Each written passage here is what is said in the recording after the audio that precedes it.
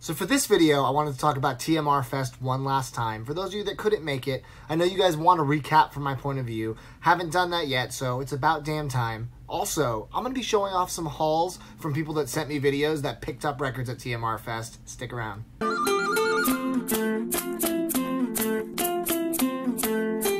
So yes, the first annual TMR Fest has come and gone, and it was an absolute success. I don't think it could have gone much better than it did. I had an amazing team behind me. I mean, the people that were assisting me in making this thing happen, I cannot thank them enough. It was a well-oiled machine for what it was. Pretty much everyone seemed really happy with the experience, and I'm going to tell you a little bit about what happened. We were pretty efficient at loading up the shop, and people were going to start showing up at 11, but we did have an early bird thing available for people who wanted to get a TMR hat or something of that nature and pre-order it. They can come 30 minutes early. Wasn't quite sure what that was going to be like. Ended up being a fair amount of early birds, and they were there at 10:30 sharp. That was awesome, because as soon as we had everything set up, they showed up, and people were digging like crazy, pulling massive stacks of records out. One dude seriously had a stack that was maybe this big. And if you're watching this, you know who you are. But lots of good records in his pile, and there were a ton of good records that went out to everybody. Let's separate the rest of the day by the different things that happened throughout the day. So, first of all, the bands were amazing. Kaylin, aka Tiny Stills, was the first one to perform. Her set was beautiful. Always a pleasure to see Tiny Stills. In an intimate venue like this, it was definitely well received, so thank you, Kaylin. Following her was Fort Vine. Fort Vine, as you guys know, is the first record that I am pressing for my TMR record label. They performed a beautiful set, just the two of them, not the full band. So it was a nice acoustic set, lots of good harmonies, everybody was super into it, and it really brought the mood of the day up quite a bit. After that, we did a live podcast, which our timing was a little off. We had to truncate it. It was a little shorter than we wanted, but it actually turned out pretty well. I was a little nervous in the moment because I wasn't sure with having to shorten it if it would cut people off, but it was great, and you can listen to it on Spotify or wherever you listen to podcasts. It's currently up. The podcast guests were Eric, aka Vinyl Rewind, Amanda, the COO of Sumerian Records, and Jimmy, the Album Leaf. So the four of us talked about the state of vinyl in 2019, our thoughts on where it's going. The best part about this podcast is that everyone had a unique opinion. So I think it went really well for the 25-30 minutes that it went on for. But after that, we were treated to an incredibly special, intimate performance by Jimmy, aka the Album Leaf. His beautiful waves of music just splashing over the audience. It was a terrific way to end the day.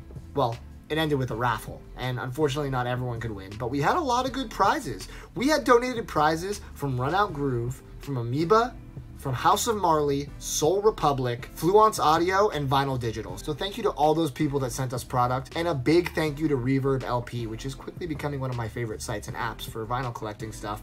They're amazing, they're so cool to me, and they were so great to sponsor this event. There's gonna be more videos coming soon about Reverb, because I cannot stop finding cool records on that site, and if you're not on it yet, you're gonna find out why. The shop itself was great.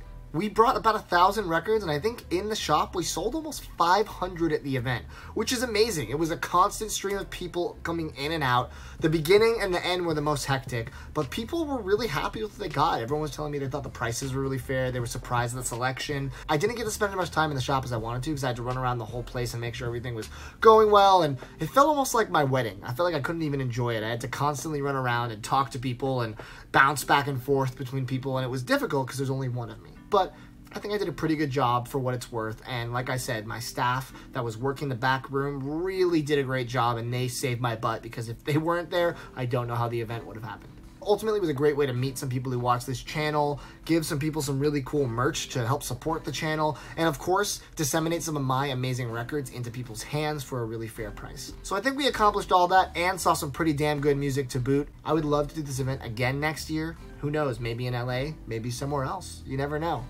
But if you could make it and I got to talk to you, I'm sure I had a great combo with you. If I couldn't talk to you because I was busy, I apologize. But again, thank you for coming out and supporting. I'm sure you guys saw the awesome visual video Chris got together. If you haven't, I will link to that in the description, so make sure you check it out. If you guys went, I'd love for you to leave a comment and say what your favorite part of the event was, or just something that you liked about it. Also, if you haven't given me a video, post a comment and let me know what your haul was. I want to know what you specifically picked up. And last but not least, if you're not in the Facebook group, I am selling the remainder of the records from TMR Fest online. We've sold a couple hundred, but there's still at least 200-300 records on that list that are amazing and have not been purchased yet. So if you have questions about how to see that list, hit me up on Instagram, email me, do whatever you want to do, and I will make sure you get the list. There's a lot of good stuff to pick through still. And now for the end of this video, I'm going to pass this off. I'm going to show some short clips of videos that people sent in of what they picked up at TMR Fest. You can check out their hauls for once, because it's usually my haul, but this time I'm going to pass the crown. So stick around for this. Hope you guys enjoy the rest of the video.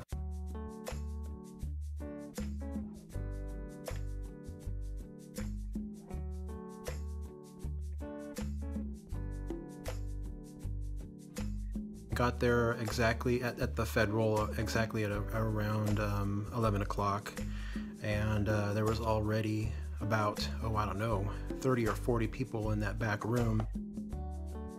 So we're here at Too Many Records Fest. This is what is left of Too Many Records Fest. I also met Matt, and he is such a down-to-earth guy.